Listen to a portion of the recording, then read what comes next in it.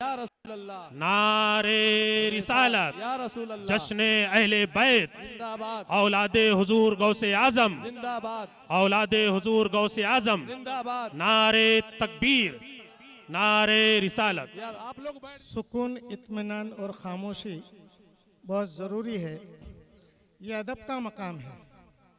हम सबकी तमन्ना रहती है और हम दावा भी करते हैं कि गौस का दामन नहीं छोड़ेंगे, और हम सबकी तमन्ना रहती है कि परवरदिगार हमको गौसे पाक के रोज़े मुबारक की ज़ियारत करा दे।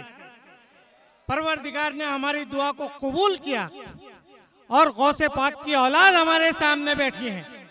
हमारी आंखों की प्यास को बुझाएं, हम इन्हें देखकर इनका दीदार करें। दोस्तों बुजुर्गों, वो शख्सियत यहाँ पर मौजूद है जिनका ताल्लुक गौसे पाक रहमतुल्लाह अलैह की खानदान से है। आप गौसे पाक रहमतुल्लाह अलैह की 70वीं पीढ़ी से ताल्लुक रखते हैं और हमारे आका व नामदार जनाबे मोहम्मद रसूलुल्लाह सल्लल्लाहु अलैहि वसल्लम की 27वीं पीढ़ी से आप ताल्लुक रखते हैं। हमारे लिए बहुत खुशी की बात है कि ऐसी शख्सियत यहाँ पर मौजूद है। हम इनका दीदार करें और अपनी आंखों की प्यास बुझाएं। मेरी क्या हस्ती कि मैं हजरत का तारुफ कराऊं आपको। सिर्फ यही कहना काफी है कि ये गौसे पाक रहमतुल्लाह अलैह की औलाद है।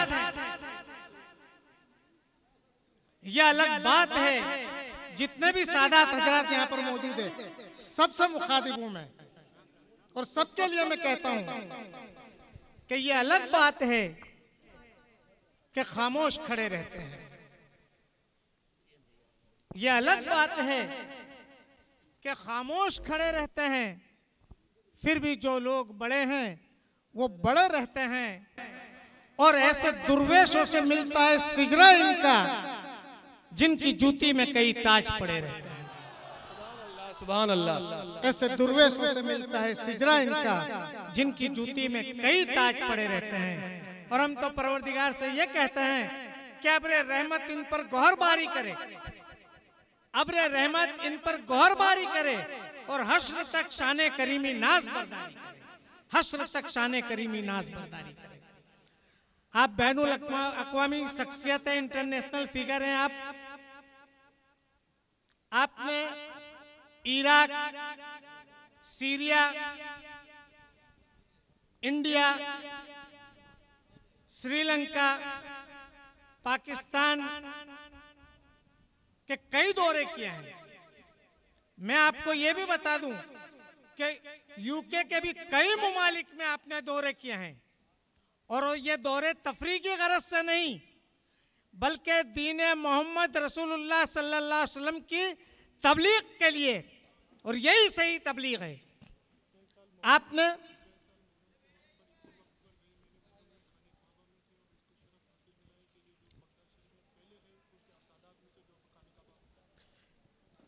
गुज़िश्ता साल हजरत मुहर्रम के महीने में मक्का शरीफ में थे और ये शर्फ हासिल हुआ कि खाने काबा में आप तशरीफ ले गए और वहां पर यह ऐलान किया गया कि हुजूर गौसे पाक के सज्जादा नशीनों को ही सिर्फ यह हक पहुंचता है कि वो खाने काबा के अंदर तक तशरीफ ले जाएं। हजरत को यह शर्फ हासिल हुआ है।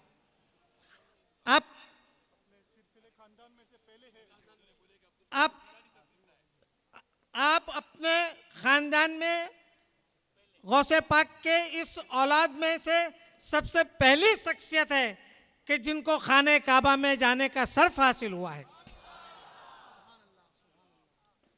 अब मैं और ज्यादा क्या बताऊं, आपने यूरोप के भी कई मुमालिक का दौरा किया है, लंदन के कई शहरों में आप गए हैं, लोग आपसे मुतासिर हुए हैं और कई गैर मुस्लिम आपका लेक्चर सुनने के बाद दीन इस्लाम को कबूल करने पर मजबूर हो गए।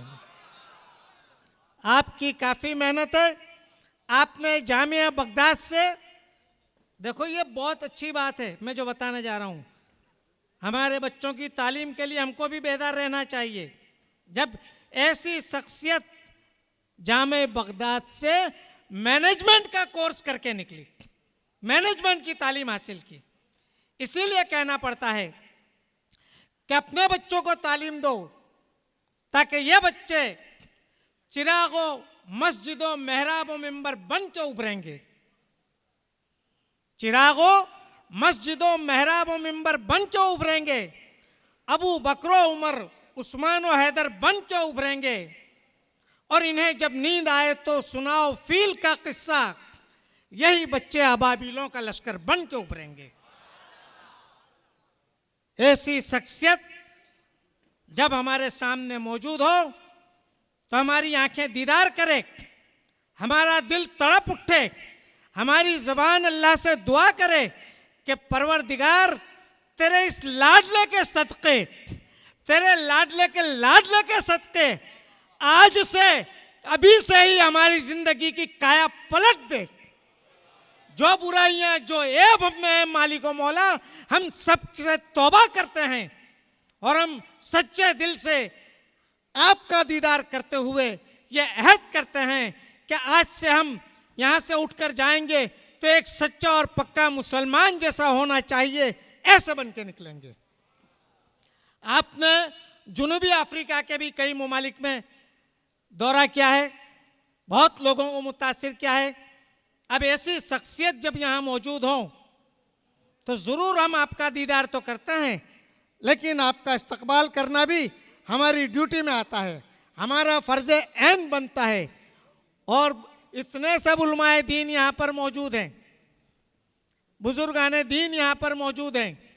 तो मैं एक बात बता दूं कि जब कोई चीज़ फ़र्ज होती है तो फ़र्ज का अदा करना इबादत है, और इबादत का सिला अल्लाह रब्बुल इज़्ज़त अपने शायान शान अता करता है। हमको भी मालिक व मौला अपने शायान शान वो इज़्ज़त बख्शे। हजरत की